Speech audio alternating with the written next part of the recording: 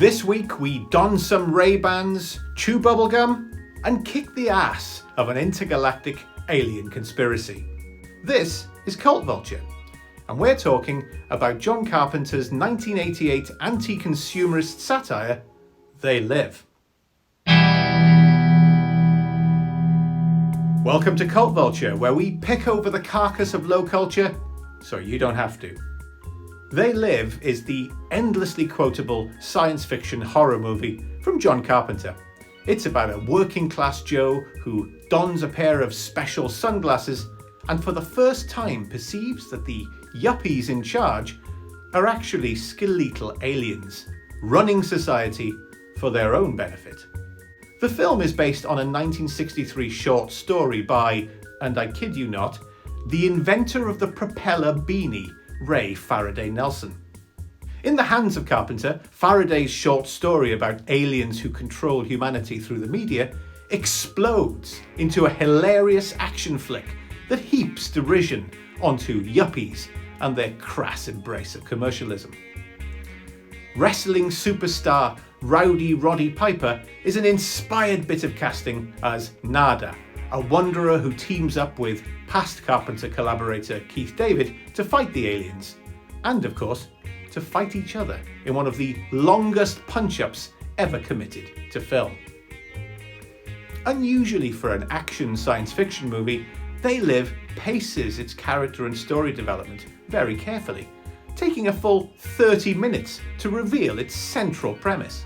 But when it comes, it hits like a body slam through the announcer's table, with one of the most memorable and iconic sequences in cult cinema. Nada sees the world as it really is, a Twilight Zone nightmare of human subjugation, brought to life on a budget of next to nothing thanks to Carpenter's genius in low-budget cinema and the excellent matte paintings by Jim Danforth. The film is deeply subversive, inviting you to side with a vigilante hero who, in the real world, would rightly be considered a psychotic mass murderer. They Live is Carpenter's most explicitly political film, which challenges negative Hollywood portrayals of white-collar communities common in the 1980s. They Live is a rare thing in expressly left-wing cinema in that it isn't incredibly ponderous. Huge credit to Carpenter's instincts as a filmmaker.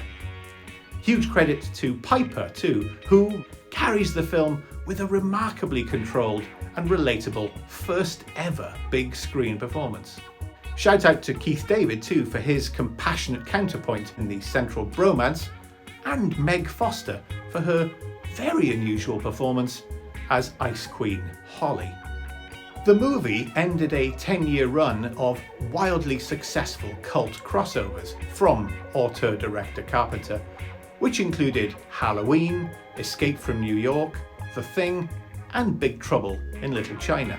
Of all his films, this is the one that appears to have made the most lasting impact on popular and especially online culture.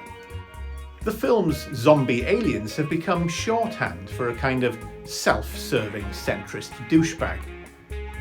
It's a sign of the potency of the film's imagery and themes that it remains one of the most memed, quoted, and parodied films in the history of cult cinema. Our two-word review this week is Alien Allegory. Are you a fan of They Live? Where do you think it stands in the pantheon of John Carpenter's output? Why not drop your top 5 Carpenter films down in the comments?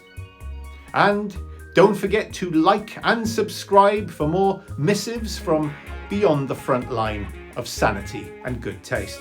See you on the next one. Stay weird.